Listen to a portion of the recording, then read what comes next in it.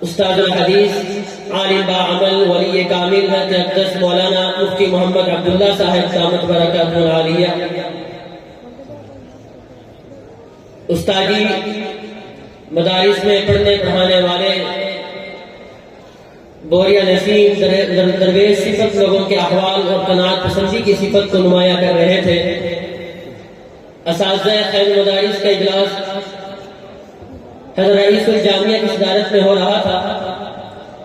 حضرت مفتی عبداللہ صاحب دامت برکاتہ العالیہ نے فرمایا کہ ایک دفعہ میرے بچوں کے ماموں اور دیگر خاندان کے افراد دسترخوان پر موجود تھے۔ سوال کیا کہ آپ کی تنخواہ کتنی ہے؟ دوسرے نے بتایا، پھر سوال دوسرے سے ہوا کہ آپ کی تنخواہ کتنی ہے؟ کرتے کرتے ہم استادی تک پہنچے۔ ان میں سے بہت سے لوگ بیوروکریٹس تھے، یونیورسٹی